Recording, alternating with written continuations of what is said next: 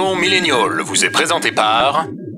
Les bâtons de la mort. Ah, les bâtons de la mort. Tu les sniffes, les bâtons de la mort. Tu te les fous partout, les bâtons de la mort. J'aime ça, les bâtons de la mort. Les bâtons de la mort. Ah, les bâtons de la mort.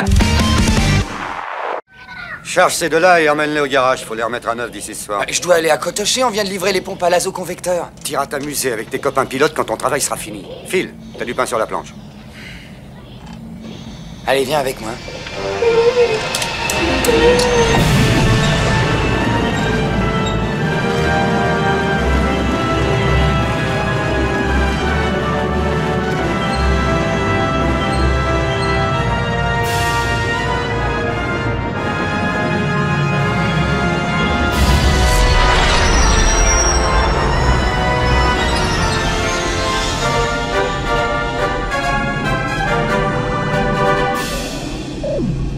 Et c'est seulement après 5 faux départs que je peux vous dire bonjour et bienvenue dans ce nouvel épisode de Faucon Millennial, le meilleur podcast après les autres.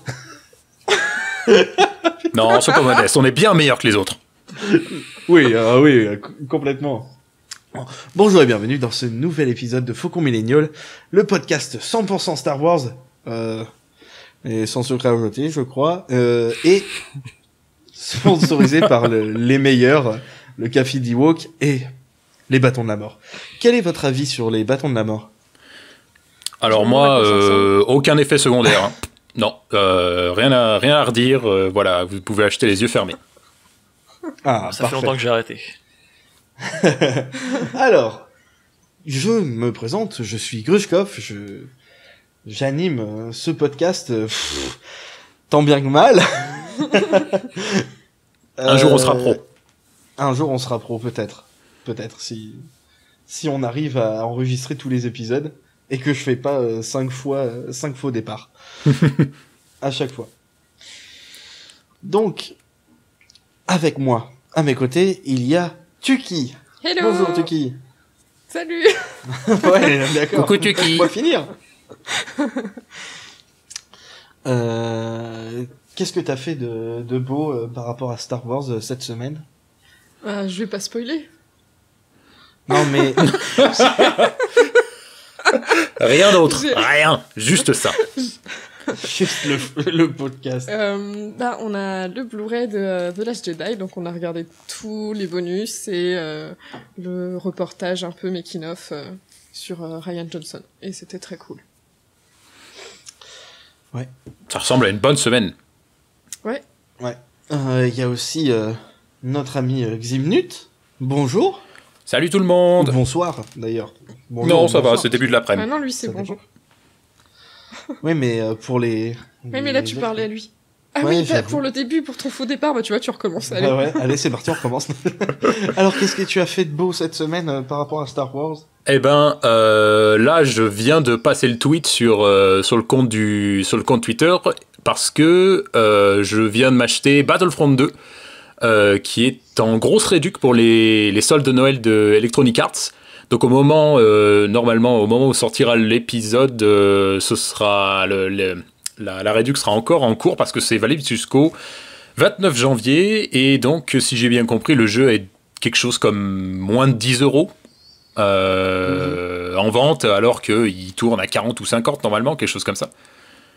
Donc voilà, c'est principalement ça mes activités Star Wars, voilà, de pouvoir enfin tester toutes ces fameuses annonces dont on a parlé, les nouveaux skins, les nouveaux modes de jeu, donc j'ai vraiment très hâte, et j'ai réussi à être raisonnable et à ne pas lancer le téléchargement en même temps qu'on enregistre l'épisode, parce que je voulais pas que ça lag, mais j'ai vraiment très hâte de pouvoir tester. Ouais, ça, c'est sûr, surtout pour un prix aussi bas, moi qui voulais attendre qu'il soit très peu cher, on va peut-être le prendre là. Et d'ailleurs, en parlant de lag, nous avons aussi avec nous, magnifique transition, hein, n'est-ce pas? Nous avons aussi avec nous Matt. J'ai entendu. Voilà. Oui, mais avec combien de secondes de retard? J'ai entendu, c'est honteux. Ça suffit, je m'en vais. Comment ça va? Ça va très bien. Ça va très bien aujourd'hui. Qu'est-ce que t'as fait de beau? J'ai pris des notes, parce que je te rappelle qu'on fait un podcast toutes les 2 semaines sur Star Wars, donc j'ai pris les notes, j'ai suivi un petit peu l'actualité pour pouvoir en parler avec vous. pendant environ 1 heure si tout se passe bien. Voilà globalement ce que j'ai fait en rapport avec Star Wars cette semaine.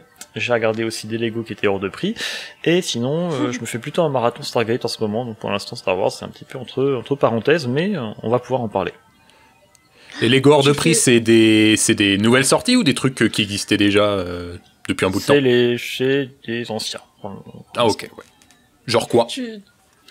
Des minifigs, des figurines qu'on ne trouve plus facilement autrement, et qui dépassent facilement les 10 € pièce. Donc on les regarde de loin, et on se dit plus tard. Bon, bah c'est très bien. Et toi, alors, Grushkov? qu'est-ce que tu fais en rapport avec... Bah moi j'ai fait la même chose que toi, et puis sinon j'ai lu les 2 premiers tomes du comics Darth Vader, le Seigneur Noir des Sith, qui est celui dont on avait parlé dans le tout premier épisode, et vraiment très très bien. Dans le 2e tome, il y a Jocasta, la bibliothécaire, et c'était super cool. Un peu over the top, mais C'est pas celui-là où elle a un bazooka, un bazooka laser ou quelque chose comme ça? oui, bazooka sabre laser. Mais il est vachement cool. Du coup, moi j'étais content.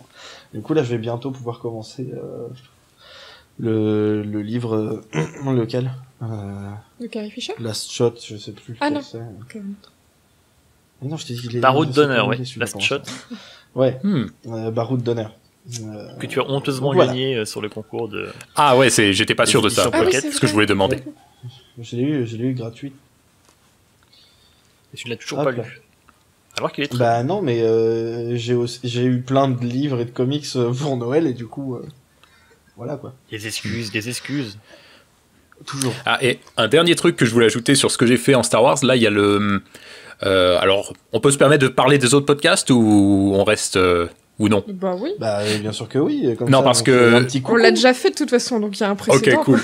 Bah disons que le Matt qui parle des Lego, ça me fait penser qu'il y a le nouvel épisode de Star Wars Collectors qui est sorti sur Star Wars Direct, et il parle des Lego justement. Ouais, et honnêtement, Star Wars Collector, c'est une des meilleures séries de Star Wars en direct. C'est franchement, je suis pas un collectionneur moi-même, mais j'adore écouter les mecs en parler. Et pour le coup, ils parlent de Lego, donc c'est vrai que j'ai juste écouté le début, mais comme d'habitude, c'est super intéressant. J'irai écouter ça très rapidement du coup. J'ai vu passer l'annonce, effectivement, mais j'ai pas encore écouté. Vas-y. Ok, très bien. Et du coup, il y a eu quelques petits trucs qui se sont passés aussi dans l'univers Star Wars cette semaine. On va en faire un petit tour rapide. Donc, je vais déjà me tourner pour de vrai vers Ximnut. Non, pas du tout. Mais vers toi quand même. J'aimerais bien. Par rapport à ce que tu as à nous annoncer. Bah tout à fait. Alors déjà merci cher host, parce que c'est toi qui m'as relayé l'information en premier. Donc une suite à la news qu'on avait fait dans le précédent numéro sur le fameux projet le projet Ragtag, qui était ce jeu en monde ouvert qui était continué par Electronic Arts. Il semble que finalement le projet est définitivement annulé. Donc c'est un truc qui a été annoncé d'abord sur Kotaku, le site internet, et ensuite ça a été confirmé par une interview sur IGN. Le jeu est annulé.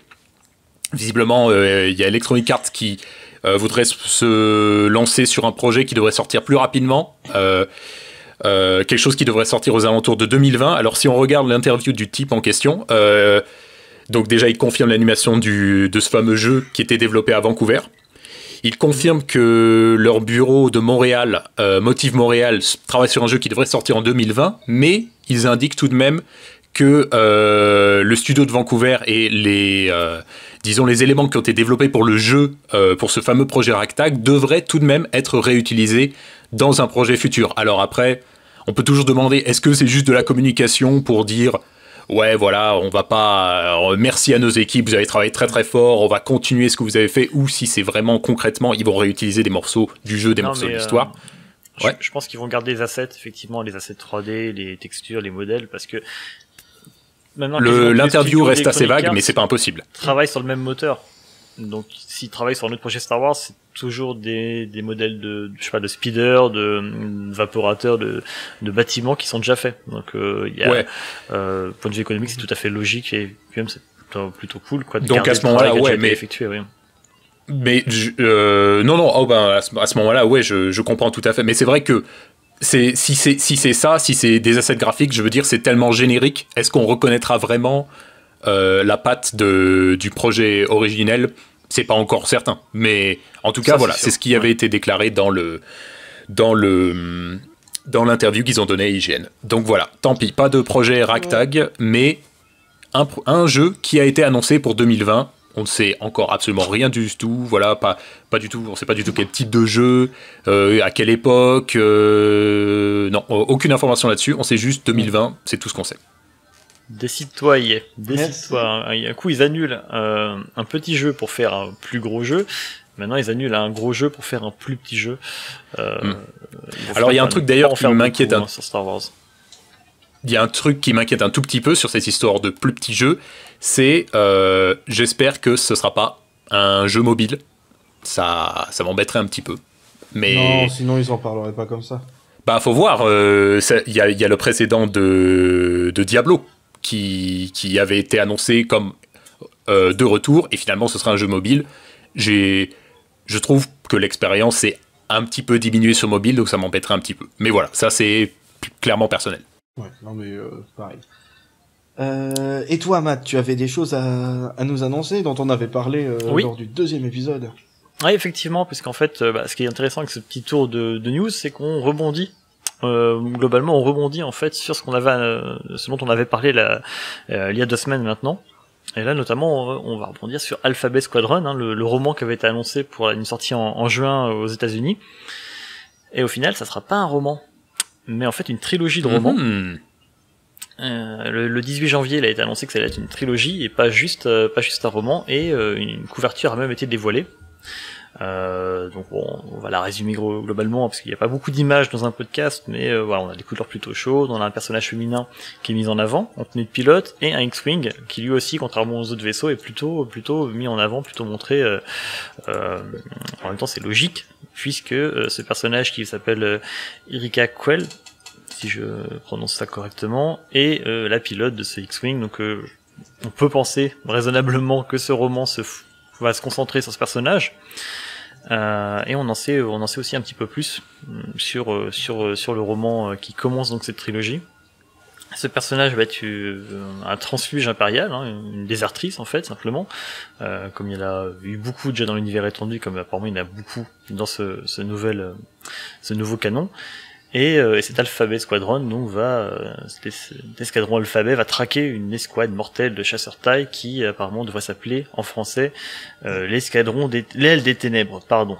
Donc Shadowwing trop dark. En anglais, c'est trop dark, c'est l'Empire, ils aiment bien l'Empire se la jouer grave, mais voilà, donc apparemment ce sont des pilotes très dangereux et cet escadron qui a été formé avec des pilotes visiblement un petit peu à part, un petit peu pioché comme ça à différents endroits, puis chacun avec un petit peu leur parcours, sont sous les ordres de quelqu'un qu'on connaît déjà, du moins si on a regardé Star Wars Rebels, puisque ils sont aux ordres du général Hera Syndulla, qu'on voyait donc dans Rebels, et c'est un petit peu tard pour le spoiler, mais effectivement ce personnage survit à la bataille d'Endor, donc depuis Rebels, et voilà, donne des ordres ensuite à cet escadron.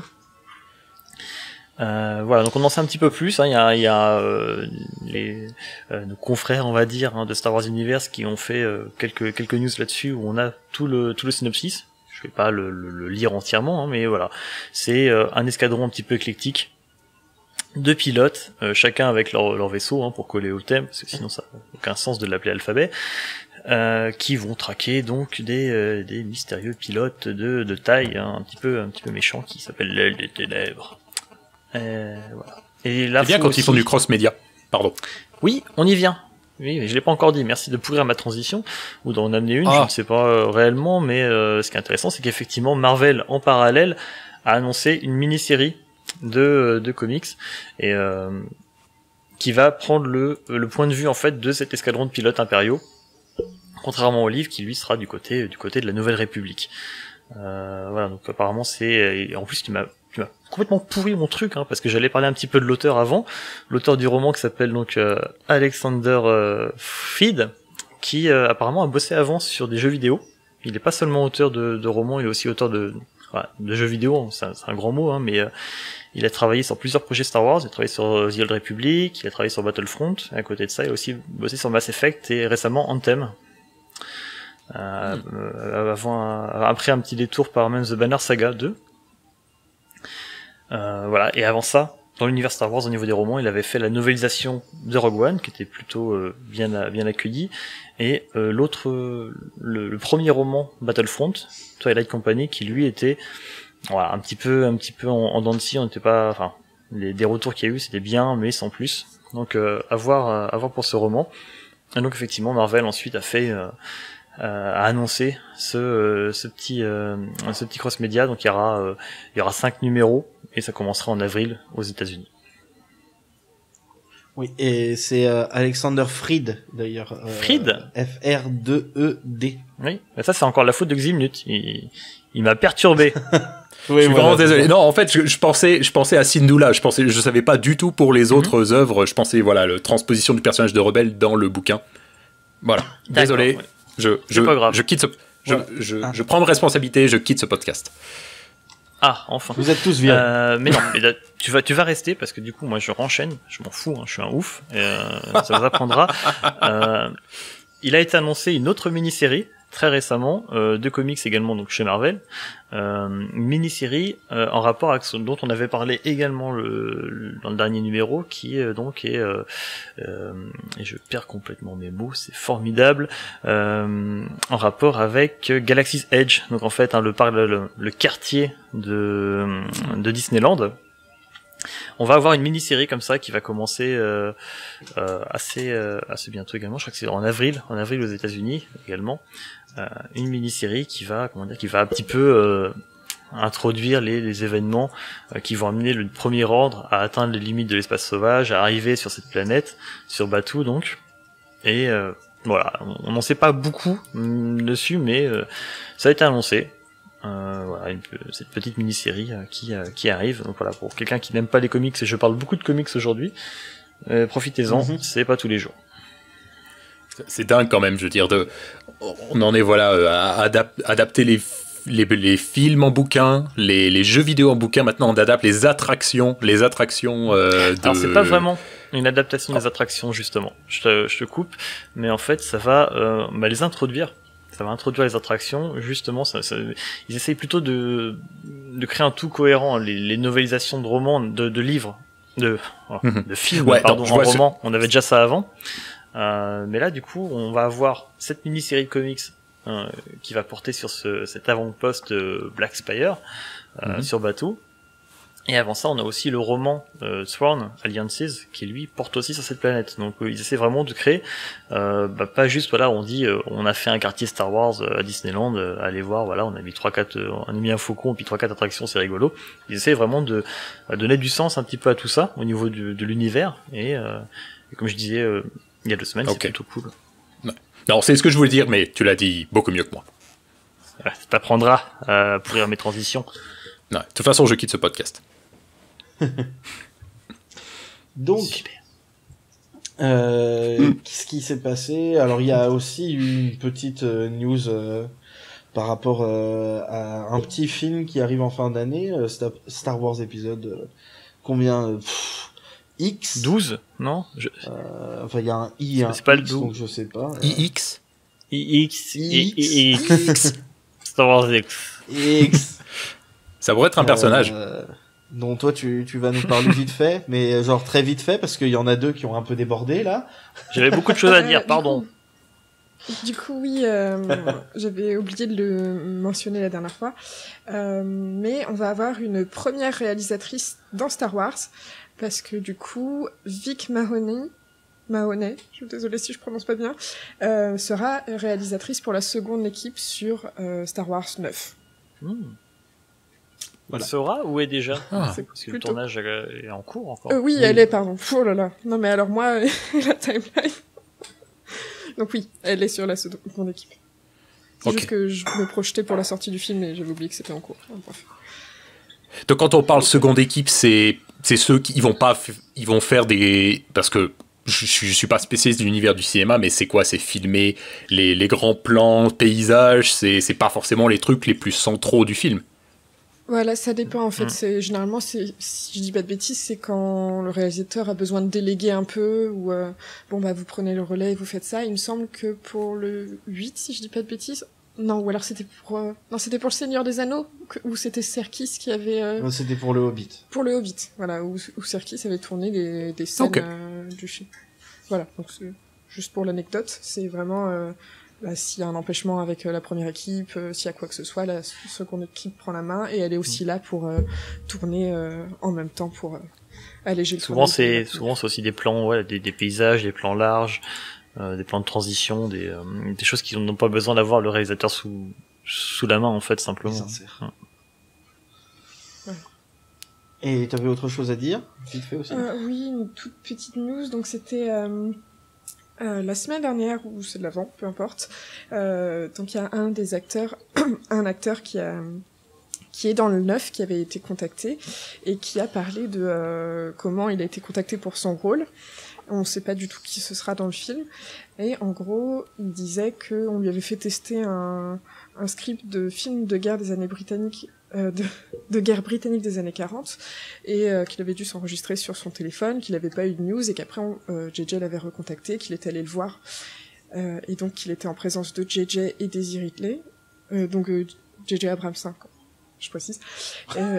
Non mais c'est vrai que et de Daisy Ridley, et que là on lui a annoncé bah en fait c'est pour Star Wars 9, est-ce que ça te tente? Et on lui a dit le nom de son rôle. Et en fait la news avait été relayée par un forum en disant que donc ils avaient traduit de l'anglais, ils avaient dit que apparemment tout le monde dans la salle avait été bouleversé quand JJ a annoncé le nom du personnage que jouerait le gars. Et en fait, L'amiral du coup, bouleversant. voilà, du coup, on a beaucoup rigolé parce que du coup, on imaginait que sans nous, c'était bouleversant. Enfin bref, on s'est amusé là-dessus et ça nous a fait nous poser beaucoup de questions. Pourquoi les gens seraient bouleversés d'apprendre qui est ce personnage, etc. Et au final, le forum s'est repris en disant que ça pouvait être une mauvaise traduction et qu'en fait, comme il avait dit que the room went upside down, la salle venu sans dessus dessous, enfin voilà, et en fait il disait que ça pouvait être lui qui avait été bouleversé par la news et que c'est pour ça qu'il voyait flou quoi, et que c'était pas forcément littéralement les gens de la pièce qui sont les gens se sont mis à être à marcher au l'envers d'un seul plafond. coup. Mais Voilà. du Non, coup, qui est c'est trop tard. bouleversé? Pour moi, J'ai rien compris. c'est l'amiral bouleversant, c'est trop tard. C'est beaucoup trop drôle. Non, c'était lui qui était bouleversé par le fait d'être dans le film, je pense. Voilà, c'est ça. Ah, mais qui ne le sait Ah, pas. et, Voilà. et que c'était pas forcément le nom de son personnage qui était bouleversant. C'est ça, c'est Non. peut-être Par juste contre, ce qui est lui, intéressant, son c'est émotion. l'histoire du script d'un film de guerre. Est-ce Ouais. que c'est vraiment un Ouais. script d'un vieux film? Est-ce que c'est le script de Star Wars avec un skin, entre guillemets, une couche film de guerre? Mais Bah, c'est intéressant. Aucune idée, il a dit Ça qu'il donne avait une petite... voilà. rien du tout, en fait, un mais soldat britannique. il avait dit qu'il annoncé avait comme 10 ça, pages de c'est script plutôt sympa. et à peu près 3 scènes quoi. Donc ouais, c'est On verra. Ça va être encore un C'est du un teasing. personnage du First Order. ouais, probablement. Si c'est britannique, c'est les méchants, quoi. Mais c'est le genre de news où on a les acteurs qui essayent d'en dire le moins possible tout en essayant d'amener quand même quelque chose. J'ai vu qu'un peu plus tard il avait parlé de à quel point il y a de secrets et de mesures de sécurité autour du film. Donc, on en est réduit à plus parler du film et du rôle qu'il a joué, mais plutôt à parler des mesures de sécurité qu'il y a autour. Donc c'est normal quelque Moi, part comme à pour chaque essayer de garder fois. un minimum de surprise. Bon, c'est comme le dernier, c'est aussi le dernier et puis c'est un Star Wars. Mais ouais, c'est toujours assez rigolo. Hein. Pendant encore quelques mois, on va voir que ça, puisqu'ils ont pas grand chose d'autre à dire. Hein. Du moins tant qu'il n'y a pas un trailer. Ouais. Même après le titre, ils diront rien. Oui. Ouais. Oui. Il Ouais, manquerait plus qu'il y ait enfin encore un double commencer. sens sur le titre et là, ça sera encore une catastrophe.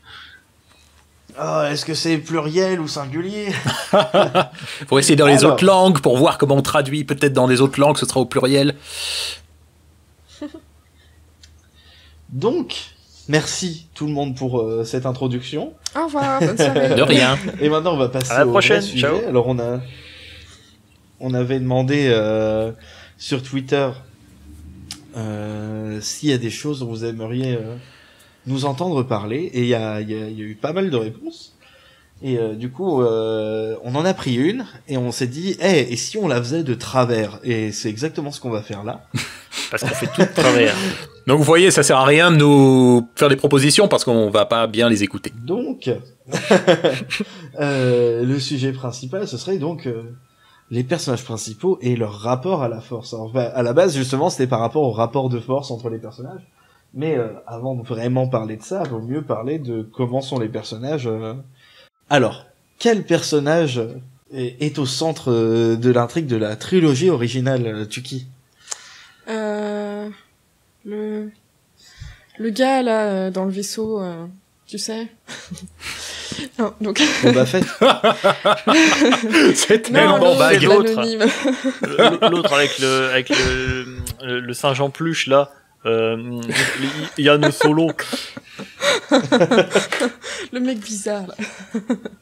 Bon, bref. Du coup, vous l'aurez deviné ou peut-être pas hein, d'ailleurs. On va commencer par parler de Luke, qui est un des personnages principaux de la saga. De la vie en général. Vite fait quoi. Mhm. Et du coup, moi j'ai préparé plein de trucs sur Luke, mais si vous avez des trucs à dire, n'hésitez pas. Ah non, mais Et, on t'écoute. N'hésitez pas à la couper. Non. Et donc, N'hésitez en pas à fait, prendre la parole. Quoi? Pardon. Bah oui, visiblement, là, vous n'hésitez pas, là. Oui. Ah oui, non, Ah, j'ai cru elle que a tu dit qu'on disais pouvait. que t'étais prêt. Donc, ouais, moi, quand on a vu le documentaire sur Ryan Johnson, il y avait plein de choses à voir, et notamment, il y avait Mark Hamill, Grumpy Mark, qui parlait de son rôle et du fait qu'il n'était pas d'accord avec... au tout début, il n'était pas d'accord sur ce qu'avait fait Ryan par rapport au rôle, mais il s'est quand même mis dedans, et à la fin, il a fini par comprendre, et il a trouvé ça bien, etc. Et il disait que pour lui, c'était bizarre d'avoir un Luke comme ça dans le... Au début, ça lui semblait bizarre d'avoir un Luke comme ça dans le 8, parce que pour lui, Luke, c'était le symbole de l'espoir et de l'optimisme. Et je suis pas totalement d'accord là-dessus, parce que pour moi, il est plus naïf qu'il est optimiste. Parce que par rapport au fait qu'il est grumpy et tout, si on regarde la trilogie originale, il est très souvent grumpy. Et il est pas super optimiste quand il est avec Yoda et qu'il arrive pas à faire les trucs. Il se dit pas « Allez, c'est pas grave, je réessayerai demain ». Non, c'est « Oh, c'est trop dur, j'y arrive pas ». C'est Ah oui, pas... non, mais c'est un chiant. Hein. C'est un Oui, voilà. râleur, c'est- Et mais... Je me reconnais bien là. Oh, pardon. Vas-y, du coup, Xénius. Oh non, je voulais juste pour les non-anglophones, qu'est-ce que tu veux dire par grumpy, en fait? Ah oui, pardon. Grumpy, Bah, ça comme veut Grumpy dire Cat. grognon, quoi. Voilà, ouais. Grognon, ouais, c'est le meilleur mot. Qui se plaint et tout, voilà, C'est qui est ça, pas qui est un toujours peu, à fond, ouais, ça va bien se passer. Ouais, c'est ça. Et en fait, du coup, je ne sais plus où j'en étais. Ah oui, la naïveté. En fait, pour moi, il est vraiment naïf parce que déjà, il accepte tout ce qu'on lui dit, c'est-à-dire que Owen lui dit ton père faisait ça, il se dit ok. Bon, après, c'était un enfant, il avait pas de raison de douter là-dessus, mais il veut s'engager dans l'école impériale parce qu'il veut piloter des vaisseaux et partir à l'aventure. À aucun moment, il se dit ouais, mais peut-être que je devrais buter des gens, en fait, en faisant ça. Pour lui, c'est hey, je vais piloter des vaisseaux, c'est trop cool. Et il y a plein de trucs comme ça, en fait, dans les films, où à chaque fois, il se dit hey, je vais aller sur l'étoile de la mort, et puis je vais sauver une princesse que je connais pas. Ouais, en fait, ils fonce tête baissée, C'est mais ça. ils baissent très vite les bras. C'est ça, en fait, c'est parce que il est tellement innocent et naïf que quand il se rend compte qu'en fait c'est pas si facile, ça le décourage. C'est logique, il se retrouve devant un mur, il fait, ah ouais, j'imaginais pas comme ça. Et du coup, C'est pareil quand Owen à chaque fois lui fait oh non tu iras l'année prochaine dans l'Empire, à chaque fois il est ah ouais c'est parce qu'il a besoin de moi à la ferme hein, mais ça me saoule quand même. Il se dit pas qu'il y a un truc louche, genre à chaque fois le gars il lui fait non il trouve une autre raison quoi. Pareil, un autre exemple de sa naïveté, c'est quand il a R2D2, il lui enlève le truc qui est censé le bloquer et l'empêcher de se barrer tout seul. Il fait ouais mais tu partiras pas hein. Qu'est-ce que fait R2? Il se casse. En fait, il prend. Il y a plein d'exemples comme ça. R2, s'il avait pu, il aurait fait un clin d'œil appuyé. T'as R2 qui doit être... Pendant le repas, tu sais, il y a un droïde qui passe derrière, lui qui regarde et fait ah non c'est bon, et en fait t'as R2D2 avec une moustache qui se barre. Alors, est-ce que tu dirais ça de tout le personnage de Luke ou uniquement du Luke de l'épisode, disons, 4 et 5 ? Parce que quand même, il y a une évolution dans les films. Oui. Bah en fait, à force de se prendre des claques à cause de sa naïveté, il se dit ouais, en fait, peut-être que ça marche pas toujours comme on aimerait que ça marche. Ouais. Peut-être que tout est pas super facile et que tout est pas aussi simple que si on faisait le bien. Et du coup, je crois que le moment charnière, c'est quand il a perdu sa main. Là, il s'est dit ah ouais. Ah ouais, ça fait mal. Trop loin. Là. Ça pique un peu. Moi, j'ai plus envie là. Voilà. Ouais, bon, je vais peut-être éviter de perdre une autre main ou une jambe la prochaine fois. Je vais peut-être aller écouter Yoda. Peut-être. Et oui, en fait, il a tout ce parcours-là de très naïf, très ça devrait le faire. Et pour moi, la personne qui représente le plus l'optimisme et l'espoir aussi, même si lui, il représente quand même un peu l'espoir, c'est Leia, parce que Leia, elle a grandi avec un gars qui a vu les Padawans se faire tuer, qui était là quand il y a eu l'Ordre 66, et donc elle a grandi dans ce contexte, et elle est toujours là, tout le temps. Il n'y a pas un seul moment où elle fait ouais non c'est trop dur, où elle se met à bouder genre ouais, ça va se pas passer comme prévu, hein, ça me saoule. Ouais, elle est toujours là, même sur Crate, tout ça, elle est là avec une arme, etc. Et donc pour moi, elle représente l'optimisme, et lui plutôt la naïveté et l'innocence. Et dans la suite, quoi ? On va peut-être pas parler tout de suite de la trilogie, de la suite. Je sais pas ce que vous en pensez, vous. Moi, je pensais parler à chaque fois dans le cadre. Mais en fait, j'avais mis ma main et elle a continué. Mais si on prend le conducteur, hein, progression de Luke, il n'y a pas marqué que ça s'arrête avant. Hein. Eh ben vas-y alors. Et ben voilà. Et du coup, dans la suite, moi je trouve que le traitement est très cohérent, parce que justement, donc comme je disais, comme c'est un personnage qui est naïf, je le dis pas négativement, c'est un pipou. Et donc, une fois qu'il a eu ses soucis avec ce qui s'est passé dans le 5 et tout, quand il arrive dans le 6, il est un petit peu plus mature, et il arrive quand même à ramener son père du côté... D'ailleurs, ça aussi, c'était un truc naïf, de penser que Vador, c'est mon papa, donc il doit forcément être gentil quelque part. C'était vachement naïf, mais il a réussi. Ceci dit, c'était plus à son insu, parce que quand même, il s'est bien fait électrocuter pendant 1 minute avant que l'autre se dise « Ouais, je pense pas que Padmé aurait kiffé. » Il est un petit peu lent, en fait. Coup, c'est pas de sa faute. Et du coup,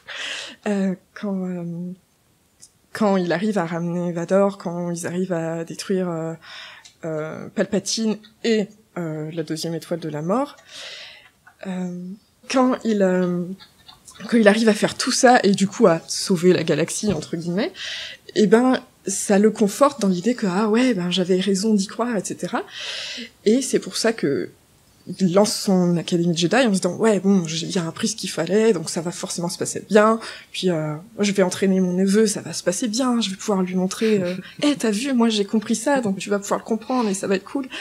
Et du coup c'est pour ça qu'il se prend la plus grosse claque de sa vie, je pense, c'est le moment où ça échoue, parce que du coup il doit se remettre en question et dire mais pourquoi cette fois-ci ça a pas marché alors que j'ai sauvé la galaxie mais j'ai pas réussi à faire une école. J'ai failli tuer mon neveu, et il s'est mis à tuer tous mes padawans. C'est un petit peu ce qu'avait fait mon père. Et donc, À partir de là, il a cherché à comprendre son échec, et c'est là où il s'est renseigné sur les Jedi. Et c'est là où il a commencé à prendre conscience que les Jedi, c'est pas forcément les super-héros qu'il avait en tête, que ils avaient foutu la merde. Et c'est vrai que je l'ai pas dit, mais il représente la naïveté et la foi pour moi, parce qu'il a vraiment une foi dans tout ce qu'il fait, dans tout le monde. C'est pour ça qu'il croit que tout le monde a du bon, tout le monde va être bien. Et donc, en fait, sa foi est ébranlée. Et c'est pour ça que il se renseigne sur ce qu'étaient les Jedi. Et il cherche à mieux comprendre la Force, parce que, on sait pas exactement tout ce qu'il a appris avec Yoda, à part les parties qu'on a vues. Mais, à mon avis, il a vu biaisé sur les Jedi, et sur la Force, il a juste appris ce que c'était un petit peu, comment bouger les trucs.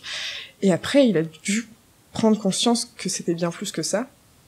Et que, si t'essayes d'intervenir avec la Force, ça a forcément des répercussions. D'où le côté équilibre, tout ça. Et c'est pour ça qu'il s'est coupé de la Force et qu'il s'est isolé de tout ce combat, de ses amis, alors que c'est un gars qui est super à fond, toujours prêt à aider ses amis et les gens qu'il aime. Ouais, parce que tout cet aspect apprentissage de l'origine des Jedi après que son projet d'école ait échoué, est-ce que c'est un truc qu'on voit dans les ajouts de The Last Jedi, ou alors c'est dans un bouquin ou dans un autre média? Non, mais regarde, par exemple, il a les livres, les textes Jedi. Ouais, non, effectivement. Mais je me demandais justement si c'était avant. un truc, parce qu'on le voit dans le film, mais ça reste assez... c'est une petite partie du film. Est-ce que tout l'aspect où il fait son apprentissage, est-ce que... C'est juste par curiosité, en fait. Est-ce que c'est dans un bouquin, ou c'est un truc qu'on devine en voyant les films? Alors normalement c'est un truc qu'on devine, mais aussi il y a dans les comics on le voit étudié par exemple par rapport à un carnet d'Obi-Wan, je crois qu'il a retrouvé. Et puis justement je parlais du comics Dark Vador là, et du coup à la fin de l'arc où il y a Jocasta, du coup au début de l'arc elle fait quelque chose, et à la fin on a un extrait du futur où il y a Luke qui arrive et qui poursuit ce qu'elle avait commencé. Après, dans le 7, il y a aussi Anne qui dit que Luke, il est parti, en gros, en pèlerinage pour chercher l'endroit d'origine des Jedi. Donc on peut se dire que, justement, il voulait se renseigner et en apprendre plus. Je pense pas qu'il aille en touriste, genre, oh, c'est cool, c'est là où ça a commencé.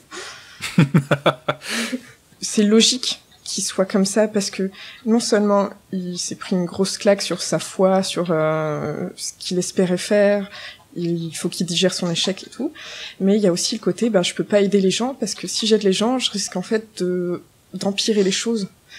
Tout comme Snoke le dit très bien, Snoke il sait, s'il y a quelque chose de très dark, il y aura quelque chose de très obscur, il y aura quelque chose de très lumineux, et lui il le dit aussi. Sur Actu, il dit, ouais, il y a un endroit très, très obscur dans Actu, parce que Actu est un endroit très lumineux. Donc il faut un équilibre. Et juste pour terminer là-dessus, moi je trouvais que justement c'était le meilleur mentor que pouvait avoir Rey, parce que il est ce qu'elle aurait pu devenir si elle était restée naïve, et comme lui, elle a ce côté d'avoir foi en les gens. C'est pour ça qu'elle refusait d'admettre que ses parents c'était pas des bons parents. Et c'est pour ça qu'elle avait super foi en film, qu'elle a cru tout de suite quand elle disait... Mais attends, mais ça c'est ma partie là, qu'est-ce que tu fais? Oui, mais non, mais ça va te faire une transition. Je disais du coup... Mais c'est 10 minutes d'abord. Ah ouais, tant pis. Et je disais que je trouvais que c'était un bon mentor pour elle, parce que justement, il lui apprend la nuance tout de suite. Ce que lui aurait dû apprendre tout de suite, il lui apprend, et il lui montre, écoute, si tu te mêles des trucs, ça aura des répercussions, et il faut savoir que faut pas croire trop aux légendes et aux mythes, faut toujours prendre du recul. Et toujours se dire que tu peux avoir foi en quelqu'un, mais c'est pas sûr que ça se passe comme tu le souhaites. Du coup, outre l'aspect qu'il a réussi à bien guider Rey sur le fait de... Attention, tu risques d'avoir des désillusions. Il y a un truc qui est super chouette aussi, c'est que... bon, ça c'est très évident, mais... il avait, donc je le disais, pour moi, l'espoir et l'optimisme, c'est Leia, et lui, c'est plutôt la naïveté et la foi. Et là, dans l'épisode 8, c'est lui qui redonne l'optimisme et l'espoir à Leia. C'est lui qui, après avoir baissé les bras et tout, revient une dernière fois sans agir. Il se bat pas vraiment, enfin il se bat pas avec Kylo Ren. Il n'utilise pas la force autre que pour se projeter. Et il vient la voir et c'est lui qui lui dit non, faut pas que tu perdes espoir. Et je trouvais ça super joli parce que vu que c'était elle qui représentait l'espoir, c'est beau que ce soit lui qui le réinsuffle dans leur dernière scène et dans leurs au revoir, vu qu'après il rejoint la force. Donc c'est comme si c'était vraiment accompli à travers ça. Mais non, mais je croyais que c'était nul parce qu'il y a un casino. Quoi? Non, mais non, on a dit qu'on était positif, qu'on parlait pas des trucs négatifs, nazes, qui détruisent la saga. Des gens négatifs qui ruinent le plaisir de tout le monde. Donc, ouais, c'était super complet. Alors, qu'est-ce que vous en pensez, vous, de Luke, justement, tout ça? Qu'est-ce que... Est-ce qu'il vous inspire des trucs comme ça? Par exemple, moi, je sais que pendant longtemps, je m'en fichais vraiment. Alors, quand j'étais petit, c'était mon préféré avec Chewbacca. Après, je m'en fichais. Mais en fait, le truc, c'est que j'adorais les films, mais il y avait aucun personnage qui me plaisait vraiment, à part Leia, et encore pas partout. Du coup, je sais pas pourquoi je regardais encore les films, mais... Oh non, film de merde, personnage de merde, pourquoi je regarde? Et là, ouais, mais c'est pareil, hein. Je suis plutôt personnage secondaire, donc... Même le Faucon Millenium, je m'en foutais. Enfin, ok, c'est génial. Pourquoi tout le monde dit qu'il est génial et tout, et maintenant, moi, je suis là. Quoi, t'es en train de défendre ta vieille libellule là de Serenity et t'insultes le Faucon Millenium. Les fans de Firefly ont fait un gros bisou, mais il est très moche ce vaisseau. Pardon.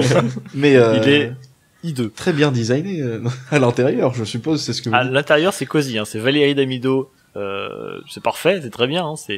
Mais il est pas beau. On dirait un dindon. Il faut arrêter de dire qu'il est beau. Voilà, bisous. Bref. Et donc, voilà, cette espèce de vieux burger écrasé, là, de Faucon Millenium. Maintenant, je suis complètement dingue et c'est bizarre. Et du coup, c'était pareil avec Luke, je m'en foutais et tout. Et puis après, je me dis, ah non, en fait, je l'aime bien. C'est même mon personnage préféré de la trilogie originale, avec Leia maintenant, et Chewbacca. Et R2. Ouais, et dans le 8, c'est-à-dire que j'ai pleuré devant Force Awakens, et c'était quand on l'a vu se retourner et enlever sa capuche. Et, ouais, gros fragile, quoi. C'est beau. Là, la scène est méga stylée en plus. Moi, j'ai pleuré quand Vador est mort parce que Anakin il avait jamais revu Padmé avant qu'il meure tous les deux. Ça, on en parlera dans le prochain épisode. Hein. C'est complètement con. Mais... Pour je sais plus le mot. Pour rebondir sur ce que tu disais, ouais, moi, Luke, j'ai jamais été fan. Han Solo, pas du tout. Jamais. Bah, maintenant, même au tout début. avec la suite, j'aime beaucoup le traitement qu'il a eu dans le 7 et surtout le 8. Mais en fait, quand j'ai regardé Star Wars... Pardon. De Luke? Luke? Oh, putain. Luke ou Han Solo? Je suis pas sûr. Oh la vache. On parle de Luke, là. De Luke. Même toi, tu sais pas de quoi tu parles. Mettez-vous d'accord, moi je m'en vais sinon. Je suis fatiguée. Luke, d'accord, ok. On reprend, pardon. Luke. Donc, non, Anne, franchement, il m'intéressait pas Mais du Anne tout. ou Luke? Anne ne m'intéressait pas du tout, donc je reviens sur Luke. Et en fait, je me suis jamais vraiment attachée aux personnages de la trilogie originale. J'adorais les films, mais les personnages m'inspiraient pas plus que ça, en fait. Vador était classe. Lando, je le trouvais insupportable. Mais, je sais pas. C'est probablement parce qu'au début, il trahit, puis après, finalement, non. Et puis, en plus, c'est un dragueur. Enfin, pardon. Mais Luke, ouais, dans la trilogie originale, ça m'a... Voilà. D'ailleurs, c'était très chelou. C'était un gars qui voit sa famille cramée, il fait « Oh, merde !» Ok, bon. C'est vrai quand il y a le vieux... Et après, quand il y a le vieux qui connaît vraiment en surface, il a passé genre 5 heures avec lui les dernières heures, et le mec il est là, j'arrive pas à croire qu'il soit mort, c'est dingue. Toi qui viens me consoler, toi qui viens de perdre toute ta famille, ta planète, allez viens là. Aucun sens. Mais ouais, c'est pas un personnage que j'aimais pas non plus, je le trouvais sympathique, il était très classe quand il revient dans le 6, je trouvais qu'il jouait bien, j'aimais bien les émotions qu'il y avait, notamment avec Vador et ouh, j'ai perdu ma main. Voilà, et en fait c'est toute l'histoire et l'univers qui m'a vraiment prise, mais c'est vrai que les personnages en eux-mêmes, je me suis jamais penchée sur chacun d'eux en me disant ah, qu'est-ce qui est bien, qu'est-ce qui est mauvais, c'était l'ensemble en fait qui me... En même temps, on devait avoir quoi, 10 ans? C'est ça. Ça se comprend. Alors je vais faire une thèse sur pourquoi. Pas pour rien que Pourquoi le tel podcast personnage s'appelle Faucon Millennial. Salut les quarantenaires. C'est vrai que moi, personnellement, voilà, mes persos préférés sont plutôt dans la trilogie, la prélogie, parce que c'est celle qui m'a vraiment fait découvrir les films. Je suis venu suite au film de la trilogie originale après avoir vraiment kiffé l'épisode 1. Donc c'est vrai que peut-être l'attachement vraiment émotionnel est plutôt dans la prélogie. Après, il y on n'a avait pas tous pas commencé vraiment... avec des romans photos. Hein. Pardon? Non, rien. Oh, on n'a non, pas tous commencé avec des romans photos. Ouais, ben non, moi c'est Pourtant, vrai que les films j'ai de fait des la recherches récemment et j'ai vu que l'épisode 1 était aussi sorti en roman photo dans la même collection. Ah bah je sais pas, c'était toi qui avais partagé des images là sur Twitter ou c'était Grushkov? Tout à fait. Non, c'est moi. Non, c'était lui. Ah ok, ouais. Bon bah non, Suivez-moi désolé, sur, j'ai pas mis la main sur ces perles, moi désolé, non, j'ai vu les films un peu sur le tard, mais c'est vrai que moi il y avait pas de personnage où je pourrais dire enfin je vous entends parler de personnages comme étant voilà, je les aimais pas trop ou insupportables. Non, moi j'ai tout de suite accroché, ça m'a pas choqué plus que ça. C'est vrai que tous les personnages j'avais peut-être pas forcément capté toutes les subtilités des personnages et de leur motivation, parce que là encore voilà, moi quand j'avais 7 ans quand j'ai vu l'épisode 1, donc voilà, c'était pas beaucoup plus vieux quand j'ai vu l'épisode, enfin la trilogie originale, donc c'est forcément il y a des trucs qui me sont passés à côté. Après il y a un truc qui m'avait toujours étonné, c'était l'évolution personnage entre l'épisode 5 et l'épisode 6 du personnage de Luke, justement. Comment est-ce qu'on passait de ce mec qui justement fonçait tête baissée pour sauver ses potes et qui globalement loupait plus ou moins tout ce qu'il faisait, à ce type vraiment sûr de lui, calme, posé, qui fait des plans et qui arrive à les suivre à la lettre. C'est l'évolution de personnage entre le 5 et le 6, en plus du côté dans la personnalité et dans son aptitude avec la force. Ça m'avait toujours étonné. J'imagine que c'est forcément des trucs qui sont... Alors je sais qu'ils sont... C'est suggéré dans le film qu'il va aller s'entraîner avec Yoda, mais j'avais toujours été étonné par le développement de personnage. J'imagine que c'est des trous. Ça calme. Ouais, mais comment il devient super balèze? C'est forcément, à mon avis, c'est sûrement des trucs qui étaient expliqués dans des autres médias ou quelque chose comme ça. Non, à l'époque, c'était vraiment pas le 6, délire. comment il est balèze dans le Du 5 au 6. Ouais, c'est vrai faut qu'il bien est garder à bien l'esprit, et ça, je le dis maintenant, mais je le répéterai sûrement plusieurs fois. Lucas n'en avait rien à foutre de l'univers étendu. C'était absolument pas son délire. Si des gens ont voulu corriger des choses de Lucas ou ajouter des choses à ce que Lucas avait apporté, ils l'ont fait plus ou moins de leur propre initiative et avec Lucasfilm derrière. Mais Lucas, lui, s'en rappelle les noix, clairement, de l'univers étendu. Dans le Retour des Jedi, il y avait une scène prévue où on le voyait construire son nouveau sabre. Ça devait amener le nouveau Luke, en gros, le Luke réfléchi, le Luke sage, on va dire, du Retour du Jedi. Il construit son sabre. De mémoire, ça se passe dans l'ancienne maison d'Obi-Wan sur Tatooine. Il y a cette scène où voilà, il crée son sabre et il devient, entre guillemets, c'est vraiment d'ordre, hein, mais il devient entre guillemets maître Jedi. Mais à part ça, voilà, il y a dans l'univers étendu, il y a pas grand chose d'autre. En tout cas, si c'est le cas, ça vient pas de Lucas. C'est pas une volonté claire, parce que Lucas s'en foutait royalement, en fait. Complètement. Ouais, et puis, alors je sais pas si c'est vraiment explicite dans le film, mais pour moi, entre le 5 et le 6, il retourne sur Dagobah et il y reste au moins plusieurs semaines, finir son entraînement avec Yoda. Et d'ailleurs, c'est à ce moment-là où il meurt. Bah ouais, parce que il a vieilli entre-temps, le pauvre. Et du coup, juste fini, je m'étais toujours dit que ça veut dire que Han, il est dans la carbonite pendant un certain temps. Pendant 1 an, normalement. Voilà. Bah, Oui, il y a 1 an d'écart, effectivement. Ouais. Okay. Mais c'est bien, et c'est ça qui est rigolo aussi, c'est que les gens, ils acceptent beaucoup plus facilement l'évolution de Luke entre l'épisode 5 et l'épisode 6 qui a 1 an seulement d'écart. Mais par contre, les 30 ans entre l'épisode 6 et The Last Jedi, le mec, il faut qu'il soit exactement le même, tu vois. Oh, attends, fais gaffe, hein, parce que... Mais je trouve que les 30 ans, là, c'est dur à visualiser, et de mémoire, alors je me trompe peut-être, je les ai pas vus beaucoup, la postlogie, même si je l'aime énormément, il me semble que c'est pas, il y a aucun moment un repère temporel qui est indiqué. Un repère temporel clair. Il a 30 ans. Oui, alors c'est pas marqué. Et puis il a une barbe. Oui, mais c'est un adulte, quoi, donc ça veut dire qu'il y a quand même pas mal de temps qui est passé. Oui, ouais, ça fait plus qu'1 an de toute façon. On sait pas quand il est né, ça, enfin, si on débarque vraiment dans la salle de cinéma en voyant l'épisode 7, on sait pas trop où se situe clairement l'épisode. Ça, faut quand même oui, mais on a un ordre d'idée, je veux dire, ils ont eu le temps d'avoir un enfant qui est devenu adulte, donc ça fait quand même effectivement plusieurs décennies. Non, je suis d'accord avec Tuki. Ouais. Non, mais puis justement, voilà, là pour le coup, on a eu 30 ans. C'est vrai que moi, ça m'avait vraiment choqué. Il y avait le Luke du 5 et le Luke du 6, c'est pas le même Luke. Là, il y avait, et je trouvais que voilà, pour le coup, s'il y a juste 1 an, ça m'avait vraiment choqué l'évolution du personnage. Ça, pas choqué dans le sens j'avais pas aimé, mais j'étais frappé et je me suis dit mais attends mec, qu'est-ce qui s'est passé là? T'as fait une retraite dans un monastère bouddhiste ou quelque chose comme ça?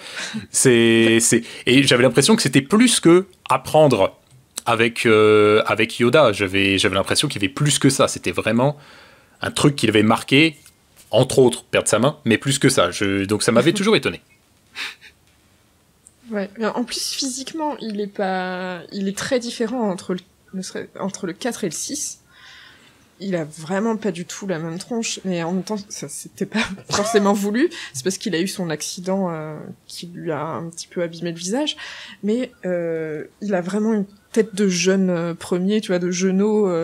J'ai 18 ans, ça y est, je suis un adulte. Dans le 4 et dans le 6, il a une tête beaucoup plus mature, entre guillemets, un visage beaucoup plus adulte.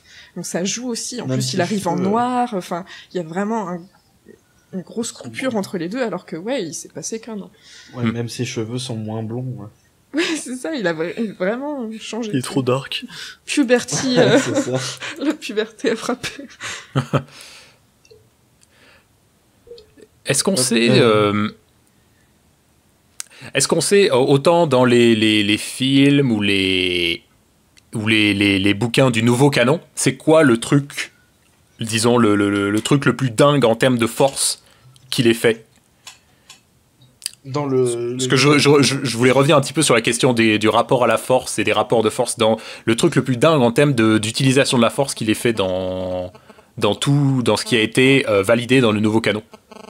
Je me suis pas renseigné, mais déjà je trouve que se projeter sur une autre planète, c'est plutôt badass. Ouais, pour le coup, c'est vrai. Je crois qu'il y a rien d'aussi ouf. Alors, du peu que j'ai lu du nouveau canon, je crois qu'il y a rien d'aussi ouf que effectivement dans l'épisode 8 où il se projette sur notre planète, quitte à en finir ensuite. J'interviens juste parce que je suis en train de lire la dernière sortie, même si elle remonte un petit peu chez Pocket. J'allais te demander. Le Luke la légende ou les légendes, je sais plus exactement comment il s'appelle. Et ce qui est assez drôle, c'est qu'en fait ce sont des orphelins, des mousses en fait à bord d'un cargo qui se racontent des histoires sur Luke, des légendes donc c'est à la fois canon et en même temps ça peut être du mytho, hein, ils peuvent se raconter n'importe quoi. Et ce qui est assez drôle, c'est qu'ils se disent entre eux que, alors si je me souviens bien, Luke a fait s'écraser 2 destroyers grâce à la Force l'un entre l'autre, ce genre de choses, et ça ramène à The Force Unleashed où on avait des trucs complètement pétés, qui était côté complètement absurde. Effectivement, ouais. Ils font le lien avec ça en ramenant ces événements sur Luke, et je trouve ça très très drôle. En fait, c'est assez drôle de voir comment. En fait, il faut imaginer que maintenant, dans le nouveau canon, c'est super intelligent de la part de ceux qui travaillent sur le nouveau canon, c'est qu'on a le Luke tel qu'il est réellement, tel qu'on le voit dans l'épisode 8, et on a le Luke fantasmé tel que le voyait Rey, tel que le voit la galaxie entière. Et c'est ça qui est assez drôle aussi. Mais j'ai pas lu le livre, mais le concept m'a vachement plu parce que je me disais ouais voilà, là ils peuvent lui faire des trucs pétés. De toute façon, c'est juste des trucs que les gens se racontent en fait. Je suis pas allé très très loin. Je vous avouerai, j'ai pas eu beaucoup de temps pour le lire et même j'ai pas encore énormément accroché. C'est peut-être moi. Dépêche-toi. Je dis pas qu'il est mauvais, mais oui, les quelques histoires qu'il y a sont pour péter. Hein, des histoires de droïdes, des trucs. Enfin, ça a l'air assez flingué, mais voilà, c'est drôle de voir justement qu'est-ce qu'il pourrait s'imaginer autour de Luke, autour du mythe Skywalker, puisque c'est devenu un héros, une légende au niveau de la galaxie, qui s'est créé autour de lui effectivement. Pardon. Vas-y, non, il n'y a pas de mal. J'ai fini. Il fait des longues pauses. Hein. Ok. Du coup, je voulais c'est pour le côté dramatique. On en parlait tout à l'heure avec Rouchkaf, mais c'est vrai que c'est bien justement qu'il y ait ce côté oh là là, tout le monde imagine que c'est une légende, c'est Luke qui a sauvé la galaxie et tout, et le vrai Luke qu'on voit avec ses doutes, etc.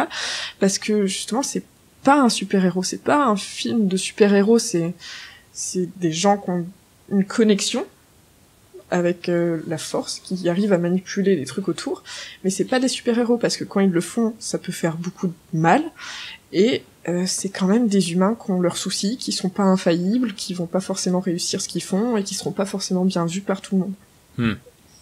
Ouais, clairement, Luke qui était vu comme une espèce de de Superman de Star Wars, alors que ça a rien à voir, et ça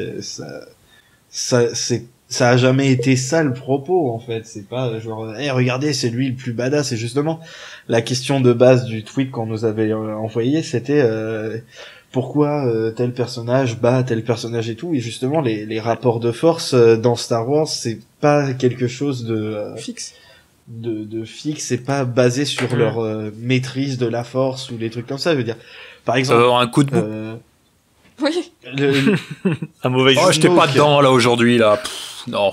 J'ai mal dormi. Snoke, c'est pour moi. Lui, c'était carrément pas son jour. On a jour. vu, c'était le plus puissant de tous ceux qu'on a vus, mais il s'est fait battre par Kylo Ren parce que c'était pas ça le. Enfin, non, mais il va avoir pris une cuite la veille, un truc comme ça, je pense. Comme disait Gilgut, c'était pas son jour. C'est pour ça qu'il boitait. Oh.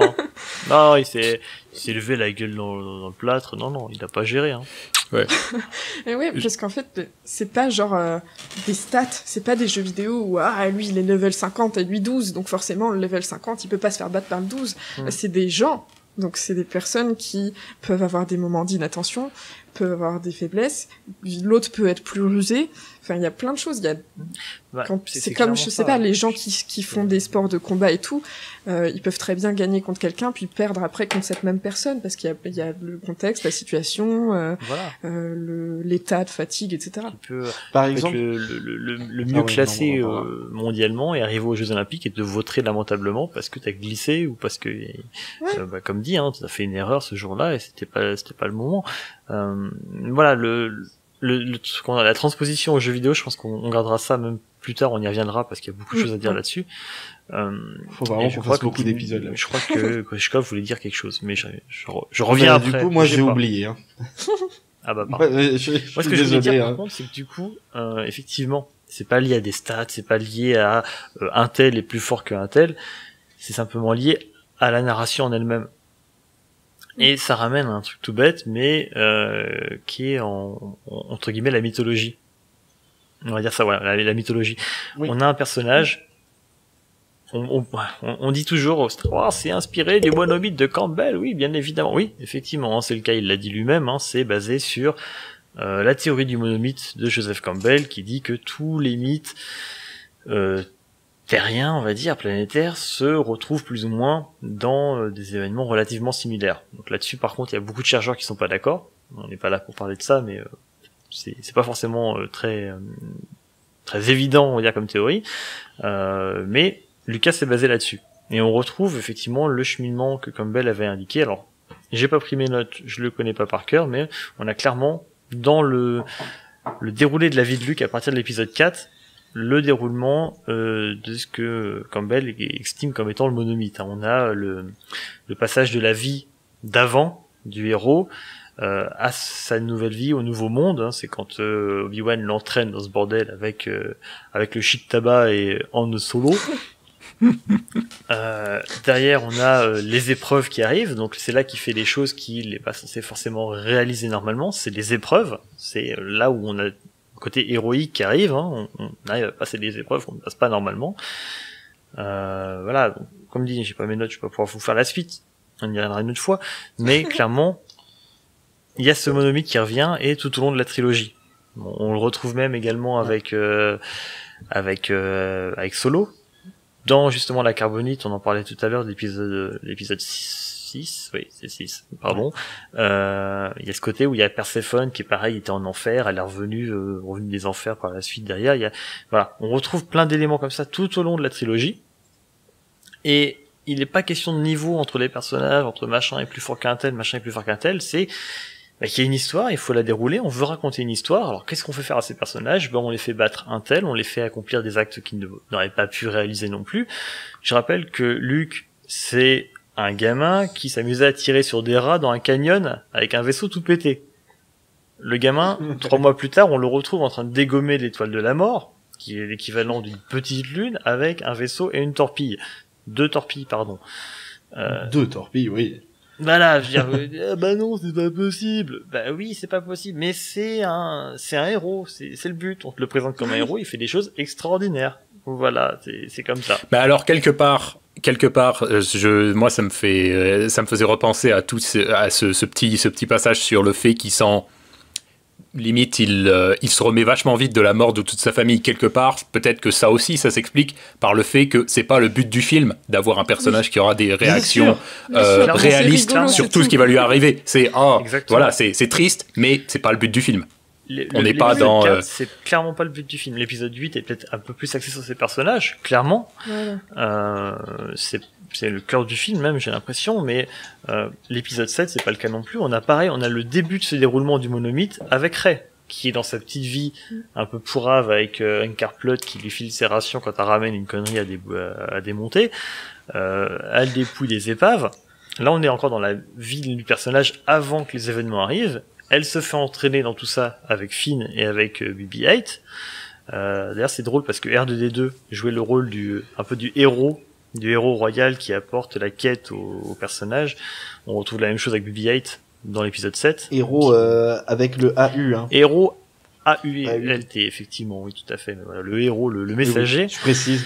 Je me la joue beaucoup aujourd'hui, c'est infernal. Bah ouais, bienvenue dans les cahiers du cinéma millénial. Alors aujourd'hui, je crois, je vais changer, je vais aller sur iTunes, là, je vais mettre culture et voilà, art et culture, je vais changer la catégorie du podcast là. Non, mettez Binous USA, c'est les copains, ils sont cool. Mais c'est pas le sujet. Non, clairement, il y a ce déroulé du monomythe également dans l'épisode 7, et je pense que justement un des trucs qui a peut-être troublé avec Rey, avec l'épisode 8, c'est qu'on avait un film qui était beaucoup plus axé sur ses personnages et qui se démarquait un petit peu de tout ça. Mais pour revenir à Luke, du truc, j'ai préparé un truc super bien sur Rey, alors tu vas... Je touche plus à Rey. Promis, je reviens sur Luke. Sur Luke, on retrouve en fait le déroulé de la résurrection, qui fait pas directement partie du monomythe, mais qui est très présent dans les mythes grecs, romains, tout ce que vous voulez, qui est justement le personnage qui revient d'une épreuve très difficile. Il renaît, donc Han Solo renaît également, donc on a tout ça. Mais voilà, comme dit, c'est des événements, des passages, des choses qui sont liées à l'histoire. Évidemment qu'on va pas dire... Alors attends, si on prend Dark Vador, il est plus fort que Luke, mais Palpatine est plus fort que Vador. Si je lance un dé à 20 faces, peut-être que... Non. Mais d'un autre côté, je veux dire, de comparer les... de comparer les personnages. Ça fait partie du plaisir un peu nerdifiant qui existe dans absolument tout. Oui, bah, tout le monde adore faire le ça. jeu de cartes qui était offert dans les paquets de BN en 97. Non, mais t'avais ta quand carte même. graphique de Boba Fett qui était plus forte que la carte de Stormtrooper. Et là, tu C'est peux un t'amuser truc- à comparer des stats. Mais C'est un truc que faire tout ça le au monde niveau fait de dans la- tous les du films. film, c'est idiot. Mais non, c'est pas idiot. Ça fait partie du plaisir d'un film. Tout le monde adore faire ça. C'est la base des films. Je sais pas. Alors c'est pas la même qualité, mais c'est la base des films Godzilla contre King Kong. Tout le monde adore faire ça. Quand on est gosse, tout le monde adore comparer son personnage préféré et savoir, est-ce qu'il peut gagner contre lui. On peut pas non plus dire que c'est idiot de faire ça. Tout le monde adore faire ça. Oui, mais les gosses, ils ont 30 ans aujourd'hui au minimum. Et tout le monde c'est une sait autre- que c'est une Godzilla autre est chose. beaucoup plus badass. Hein. Je dis pas que je suis pas en train de justifier les gens qui vont condamner les films à cause de ça, parce que il faut pas le prendre trop à cœur, mais je comprends que les gens le fassent. Ça me choque pas, c'est un truc que je faisais moi-même. Et j'imagine que c'est humain quelque part, mais c'est idiot de pas avoir non plus de recul derrière et de pas. Ça va être hyper prétentieux, je pense, de dire ça, mais c'est une réflexion que je me faisais il y a quelques jours. J'ai l'impression que l'épisode 8, c'est un des premiers films Star Wars qui utilise en assez grande partie le langage du cinéma. Or, les anciens films, les films de Lucas, l'utilisaient moins, enfin dans une certaine mesure, on va dire, et expliquait beaucoup de choses, et était assez pesant sur plein de trucs, il détaillait beaucoup de choses, il était assez exhaustif. Et j'ai l'impression que dans l'épisode 8, il y a beaucoup de choses qui nécessitent une certaine approche du cinéma, une certaine compréhension du langage cinématographique pour assimiler certaines choses. Alors ça peut paraître complètement prétentieux, je suis désolé, mais je trouve que si en regardant le film, t'arrives pas à comprendre certaines choses, c'est que il te manque peut-être des clés pour comprendre les intentions du réalisateur. Oui. Au niveau technique, oui. Du coup, je voulais revenir sur le fait que tu disais que le 8, notamment, était très centré sur les personnages et que c'était pas le but de la trilogie originale et que la trilogie originale... je vais y arriver. Que la trilogie originale était plus sur la narration et l'univers. Et en fait, du coup, ça revient à ce dont on se disait au début. Ça ne veut rien dire. Ce dont on parlait au début, que les personnages nous marquaient pas plus que ça dans la trilogie originale. Il y en avait pas super attachants, ils étaient super détestables. Et c'est parce que c'était justement l'ensemble qui était intéressant et c'était pas centré sur eux. C'était des personnages fonctions. Et du coup, on fait un tableau, je pense que tout le monde, ou j'espère, a vu les Karim Debache. Il y avait un épisode, je ne sais plus sur quel film, où il y avait un tableau des clichés. Obi-Wan c'est le mentor, Luke c'est le personnage, c'est le héros, Han Solo et Chewbacca c'est les acolytes. On retrouve tous ces personnages ont une fonction clairement définie en fonction de ce que Lucas voulait raconter, en fonction de son monde de 8 et il déroule comme ça. Alors, on peut s'y attacher parce que l'acteur est cool, parce que les répliques sont sympas, parce que le personnage fait des choses héroïques, mais clairement effectivement c'est pas un travail fait sur les personnages en eux-mêmes. Ils sont pas développés en tant que personnages, ils sont pas caractérisés au-delà de cette volonté de coller aux événements du monomythe. Essaye dites-le si c'est con parce ce que j'en ai deux qui ont entendu n'importe quoi. Désolé. Je crois que c'est le Discord aussi qui coupe, pour... Oui, ça coupe un peu parfois sur Matt. Mais oui, et du coup, c'est comme ça, je m'en vais comme un prince.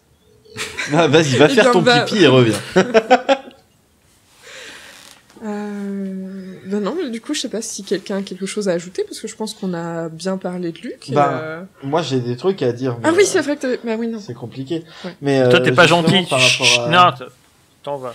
Par rapport à Luc, il y a aussi sa motivation qui change au fur et à mesure de la... au début, il veut juste pécho. Alors au début, il veut juste pécho.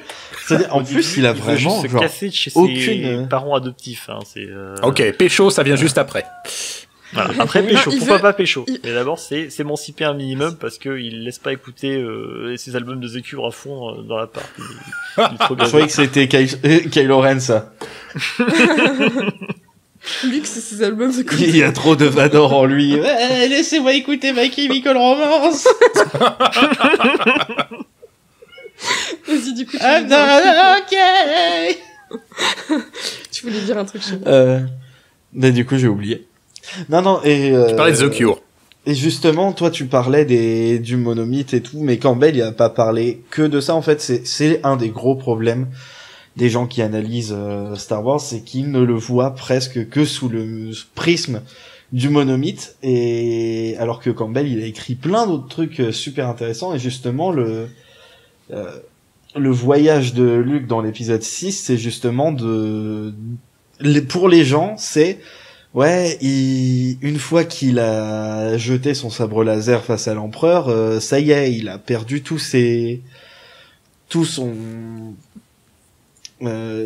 possibilité de faire une connerie.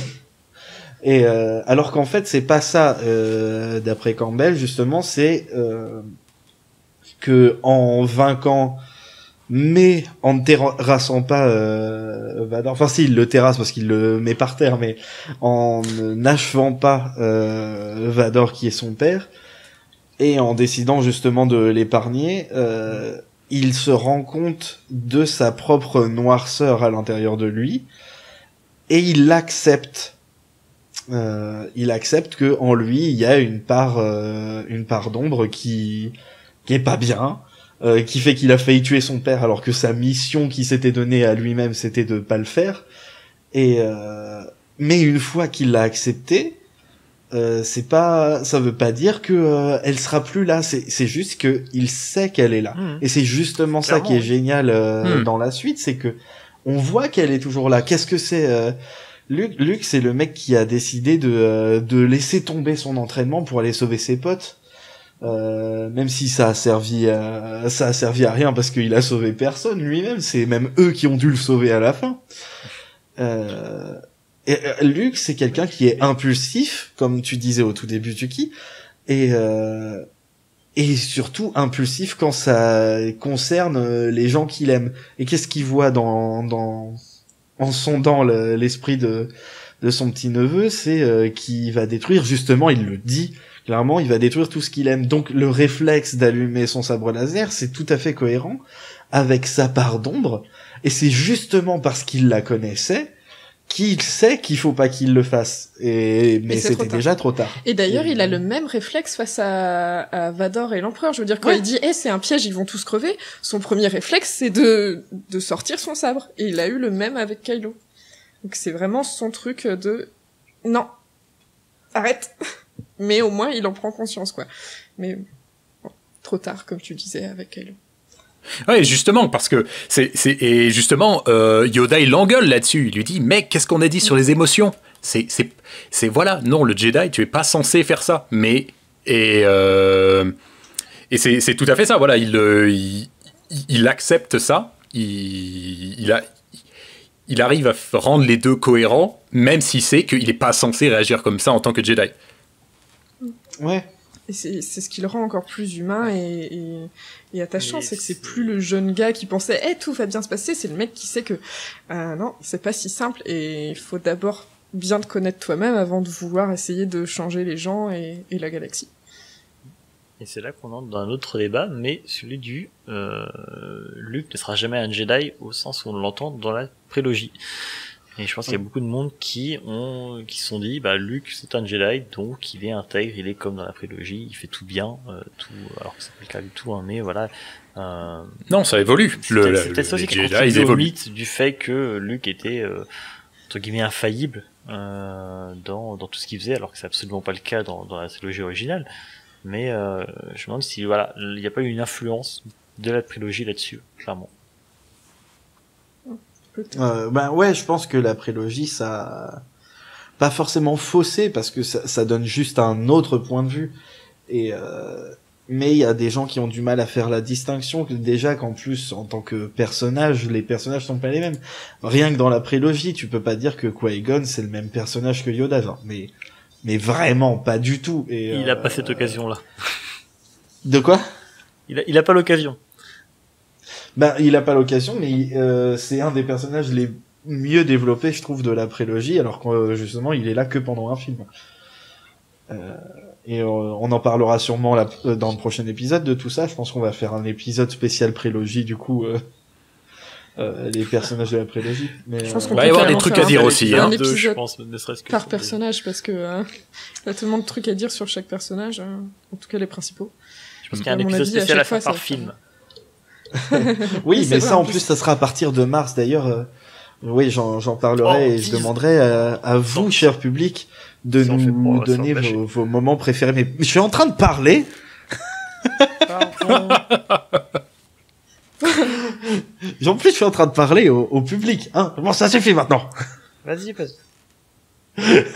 Donc je disais, oui, bientôt on va se faire des épisodes spéciaux sur chaque film et ce sera bien. Je vous demanderai à vous de nous dire, cher public, chers auditeurs, quels sont vos moments préférés de chaque film. Enfin, soyez positifs. Dites-nous ce que Ne faites ce pas que tout vous de aimez. suite, hein, parce qu'on notera probablement pas tout Mais de suite. voilà, je le dis, mais comme ça vous serez prêts. Alors revoyez les films. Ça va être bien. Ça va être trop On va bien. tous se regarder ensemble. Pour l'épisode 2, vous n'êtes pas obligé et de le donc- revoir, on vous en voudra pas. On est tous passés par là. Hein. Et On donc oui, comprend le pour traumatisme. Luc, c'est pas le même personnage que la prélogie. La prélogie est passée par là, ça a donné un autre aspect. Et d'ailleurs, ça me fait beaucoup rire toujours cette critique du de toute façon la nouvelle trilogie, ils s'en foutent de la prélogie. Non, bah non. Déjà, il y a Kylo Ren qui parle de faire une armée de clones dans l'épisode 7. Maz Kanata qui parle de Sith. Enfin, rien que ça. Tout découle d'Anakin déjà. Luc, Et, il raconte l'épisode 3. Luc, Oui, arrête. Luc qui raconte la prélogie à Rey, en disant que les Jedi, ils étaient tout pourris. Rey. Je suis désolé de t'apprendre ça, mais c'était. Ils auraient dû écouter Qui-Gon. Et donc oui, les gens ont du mal à. En fait, il y a aussi ça que les gens arrivent pas à voir, c'est qu'ils veulent que la saga soit un tout cohérent au détriment de la vision personnelle des gens qui font Star Wars. Et il y avait justement Kathleen Kennedy qui en parlait dans le documentaire The Director and the Jedi, hein, accent sur 20, qui disait oui, je me demandais qu'est-ce qui faisait que Star Wars était aussi spécial, et qui pensait que pour elle, si c'était aussi spécial, c'était parce que George Lucas mettait sa vision en tant qu'auteur en fait, et que pour elle justement, ce qui rendait The Last Jedi spécial, c'était justement qu'elle avait laissé Ryan exprimer son interprétation et sa propre interprétation, son côté que ce soit personnel pour que ça touche plus de gens. Et même si ça en a dégoûté un bon tiers, clairement c'est ce qui ressort, hein, il y a clairement un tiers des gens qui ont détesté le film, mais ceux qui l'ont aimé, la plupart du temps ils l'ont vraiment adoré. Genre moi ça m'a vraiment beaucoup touché, et je sais que je suis pas le seul, il y a plein de gens qui sont vraiment devenus fan ou redevenus fan grâce à ce film-là, et c'est pas pour rien, et du coup ça. C'est tout l'intérêt de prendre un réalisateur, en fait, de faire un film avec un réalisateur. Lucas, pour la trilogie originale, avait pris pas des Yes Men, pas pour l'Empire contre-attaque, mais en tout cas pour l'Autre Jedi, il avait pris quelqu'un qui lui faisait ce qu'il lui demandait. Pour la prélogie, il a tout fait tout seul comme un grand. On a vu ce que ça donnait. Mais voilà, clairement, effectivement, quand on prend un réalisateur, c'est aussi pour voir son interprétation, sa vision de la chose. Et puis en plus, tu parlais du fait que les gens veulent que la trilogie soit un tout cohérent au détriment de la réalisation de la vision d'auteur. Je suis pas d'accord avec toi dans le sens où je trouve pas que c'est pas cohérent. Je trouve que c'est cohérent et qu'on a la vision du réalisateur. Même la vision moi, de. Je trouve ça aussi. Ouais, Je suis et puis d'accord, même la ouais. vision, même la manière de filmer. Alors évidemment, il y a des changements dans les styles. Voilà, il y a J.J. Abrams qui va avoir ce style un peu plus nerveux dans la manière de filmer, plus dans l'action et tout. George Lucas qui va avoir ce style très académique, mais qui donne un côté un peu majestueux. Rian Johnson qui aussi lui aussi aura sa patte. Alors ça effectivement, ça va varier, mais ça ne rend pas le tout moins cohérent. C'est juste que on parle de deux choses différentes. On parle d'une histoire et des codes visuels qui seront forcément différents d'une personne à une autre. Voilà, je pense pas que les deux soient incompatibles. Non, moi non plus. Tu voulais dire quelque chose, Matt? Pardon? Tu voulais dire quelque chose? Non. Non, je vous écoutais. Non. De toute évidence, non. Ouais. Oui, et du coup, pour en revenir du coup à Luc, désolé pour le hors-sujet que j'ai fait là, mais justement, le problème c'est que l'œuvre est tellement grande que c'est logique que tout le monde, est tellement vieille surtout, que c'est logique que tout le monde ait une vision différente du personnage, même Mark Hamill, qui était pas du tout d'accord et qui le fait bien savoir hein, pendant le documentaire fait 1h35 pendant 1h30 et à chaque fois qu'il est là, soit il fait la gueule, soit il dit qu'il était pas d'accord, soit il fait des blagues ultra salées, genre il dit je vais leur faire regretter d'avoir décidé que mon personnage il mourrait et c'est chaud quoi. Mais c'est ok, t'avais ta vision du personnage. Personne ne dit qu'elle était nulle en fait. Enfin, moi je en le même dis. temps, ce qu'il a raconté, Moi, franchement, c'était pas fou. Hein. Ce qu'il ouais, avait proposé, c'était pas dément. Oui. Et Je me souviens après plus de aussi, tout, Luc, mais enfin pas Luc, Mark Hamill, il a dit qu'il respectait quand même celle de Ryan et qu'il voulait voir où ça l'emmenait. Et d'ailleurs, à la fin, il finit par comprendre la vision de Ryan et à comprendre qu'en fait, son personnage est au centre du film et est super important dans le film parce qu'il donne un chemin à Rey sur lequel avancer et pouvoir je pourrais reprendre la phrase de Yoda, il redonne de l'espoir à Leia, ce qui est pas rien qu'elle ait perdu l'espoir, il fait une catharsis à son neveu et en fait il est là pour rebooster tout le monde en disant vous avez pas besoin de moi, vous avez la force en vous. Et d'ailleurs, du coup, quand Mark Hamill a appris le nom du film et appris que c'était lui, que ça parlait de lui et que son personnage était très important et que c'est pas parce qu'il était que sur son île et qu'il mourrait à la fin que on verrait rien de lui et qu'il ferait rien. Et là, à partir de là, Mark Hamill a dit ah ouais, mais en fait, d'accord, je comprends ce que t'as voulu faire. Et effectivement, je suis content du résultat et de ce que Luke devient et du film. Il a eu aussi un développement de personnage en fait. L'acteur, oui aussi. Il est bien écrit, mais il était quand même relou au début. Non, mais malgré tout l'amour qu'on porte tous à Mark Hamill, on parle quand même de quelqu'un qui avait suggéré à Lucas que Boba Fett soit sa maman.